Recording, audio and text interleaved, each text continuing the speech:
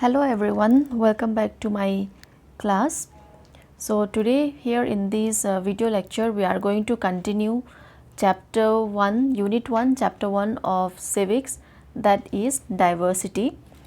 And yesterday we have in our previous class we have already started this chapter, understanding diversity, where we have learned that where we have learned about a story about two boys, that is Samir Ek and Samir Do, and we tried to understand what was the difference between them.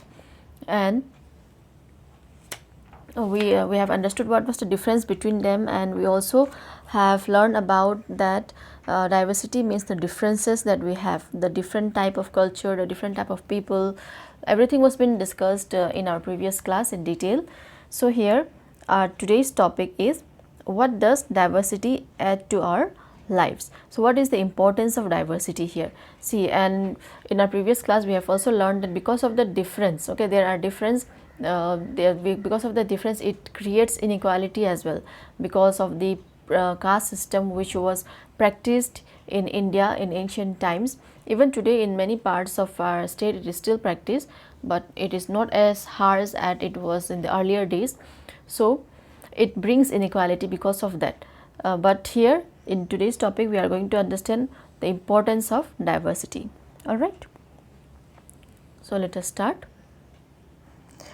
See, just like Samir Ek and Samir Do became friends, you might have friends who are very different from you.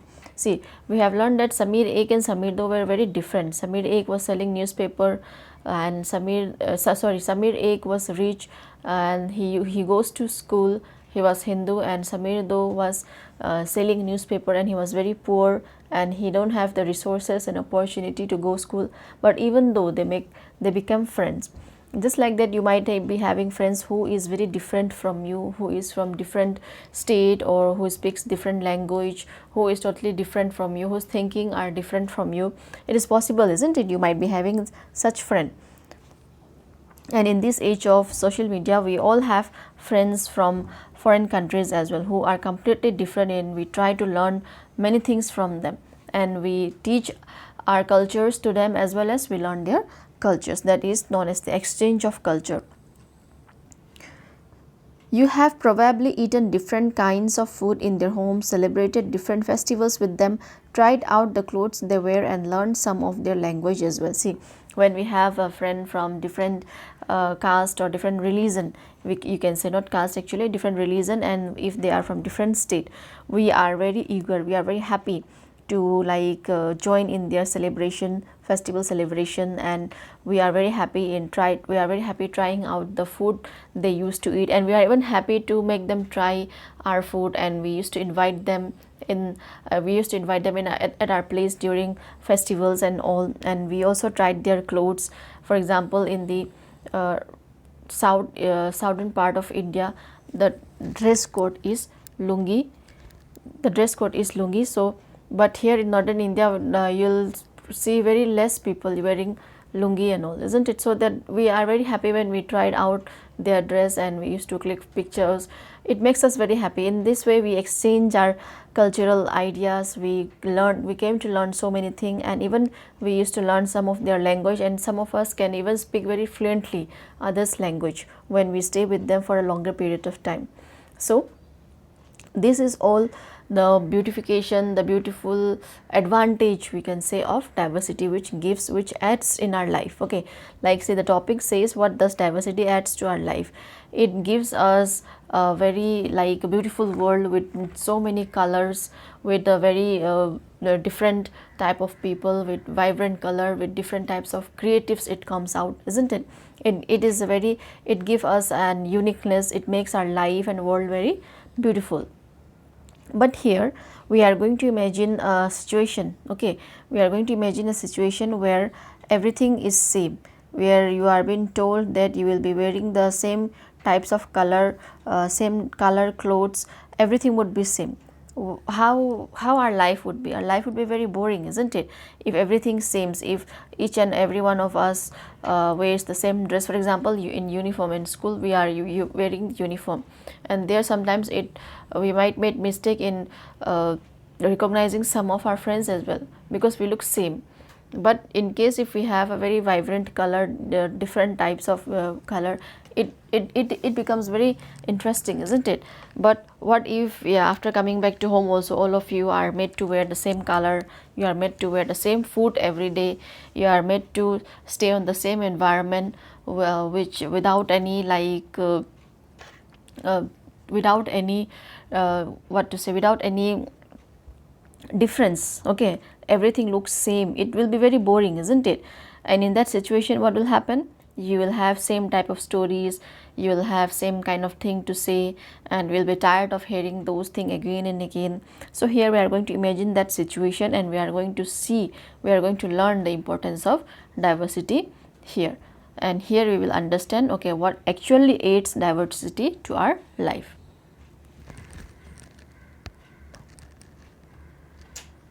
You probably like reading and hearing stories and adventures about different animals, people, and even ghosts. Perhaps you even enjoy making up stories up yourself. Many young people feel happy when they read a good story because it gives them lots of ideas to make up more stories. People who write stories get their ideas from all sorts of different places, from books, from real life, and from their imagination.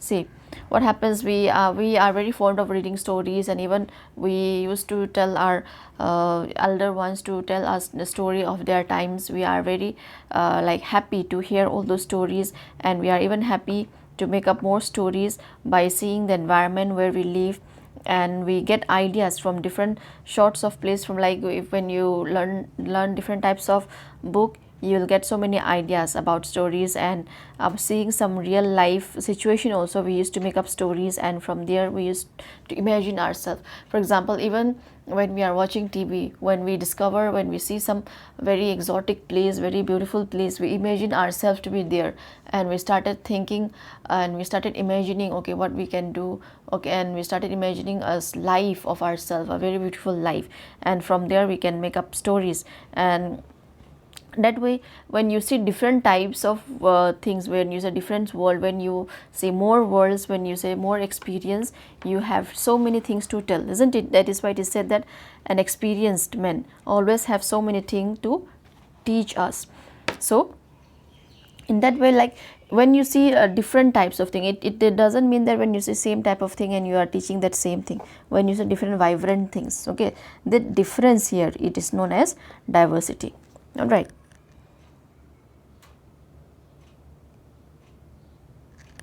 Some may have lived in forests close to animals and chosen to write of their fights and friendship. Others read real accounts of kings and queens and wrote stories about love and honor. Some dipped into their own childhood memories of school and friends and wrote stories of adventure. See, we used to do this, isn't it? Like when we grow up, we will be thinking about our childhood, and we'll be saying, okay, that was my friend. We used to do these after coming back from school. We used to change our clothes, and after that, after having lunch, again we used to meet in the evening, and we used to play. All those memories, from all those kinds of memories also, we make up stories. We make up stories from kings and queens. The most famous one and the most common is that there are stories about, so many stories about kings and queens, lion and tiger, especially of a jungle. So there are so many other things. So all these thing adds to our creative level. All these thing makes our life beautiful. When we see different types of things, we are, our idea broaden up, and we get more and more idea about things. But imagine a situation where everything is same. Okay, let us imagine now. Imagine if all the storytellers and writers that you have heard and read so far were forced to live in a place where all people wore the same two colors, red and white, ate the same food, maybe potatoes, took care of the same two animals, for example, the deer and the cat, and to entertain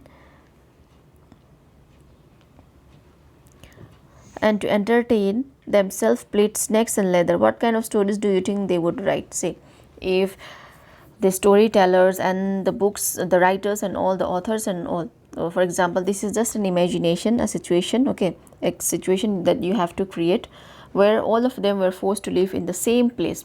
Then you'll not have a different types of stories. All the stories will be same because they'll be telling up stories from the environment where they live, what they see, what they do, what they wear. But here they are being made to wear the same colors, that is red or white, and eat the same type of food. See, when we eat the same type of food every day, even vegetables also, when we eat the same type of curry for continuously 2 to 3 days, we are fed up, isn't it? We are fed up and we like to taste something new. But here no such option is given, and only two animals you will be seeing, that is only deer and the cat. What story you will make from there? And even games also, you have so many games, but here they are being told to play only snakes and leather. But what kind of story you think that they'll say? They will be saying the all same story, same, where nothing new is discovered, nothing happening is happening. Okay, so what does it mean? What we can conclude here? We can conclude that diversity adds beautiful colors in our life. It because of the difference that we have, because of the different environment, because of the different kinds of people thinking, different kind of dresses, different kind of languages we speak, different kind of culture, ritual practice that we do, it makes our life all different and very vibrant as well. It doesn't make our life very boring, otherwise our life will be very boring. So that is the importance of diversity, which aids our life. So until here we have learned the meaning of diversity. We have seen the difference of difference by looking at the story of Samir Ek and Do. And after that we have also seen the disadvantage of this diversity, that was inequality. And after that we have learned this diversity adds so much to our life. And now we are going to start a new topic, that is diversity in India. See, India is the biggest diverse country ever had. There are so many groups of people living together in every state. In each and every state you will find different types of people, different languages are spoken, different cultures are followed, different rituals are followed.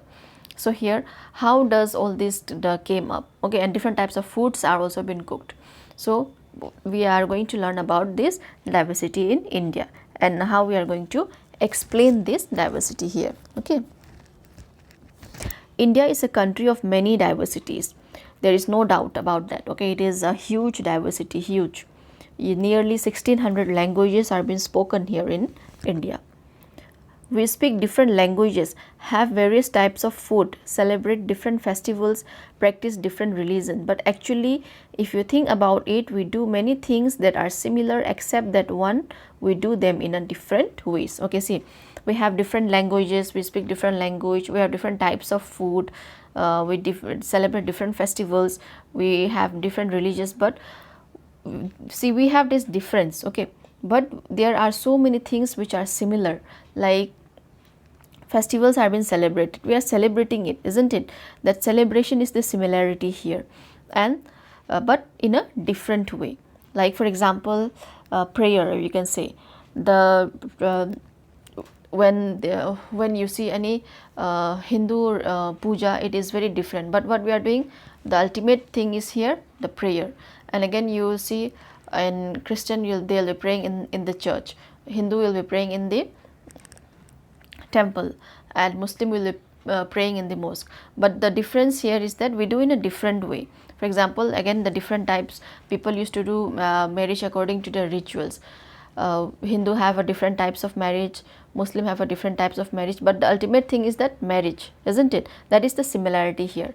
And people dress also, they'll be wearing dress but in a different types. And when they greet each other also, they are greeting, isn't it? They are doing the same thing but in a different way. And for example, when you cook rice also, you will see in many parts rice has been cooked plain and it has been eaten up with dal. Again you will see that very rice, that very same rice, that similarity, okay, that very same rice will be cooked in a different way by adding meat and all, by making it biryani. So the ingredients there is same, the way is same, the things that we are doing is the same, similar, it is same, but the only difference is that we do in a very different way. That makes us difference, and that adds, and that means diversity. Okay, how do we explain diversity? A little more than 200 years ago, or long before the train, aeroplane, bus or car become a part of our life, people traveled from one part of the world to another in sheep or horse or on camels or on foot. See, before 100 to 200 years there was no mode of transportation. This mode of transportation was not developed like we have today. If you want to visit some place, within an hour or within a day we can visit by train or by plane. But in the olden days, what happens, as there was no mode of transportation, fastest mode of transportation, they'll be working, they'll be traveling from one part of the another part in ship, and that ship also they don't have that luxurious ship that we have or that speed which we have today. The ship will be very slow. They have a boat and they'll be traveling in horse or camels or by foot, which took them many days or many months also to reach their destination or to reach the place where they wanted to go. So what happens when this time is been taken? Let us see.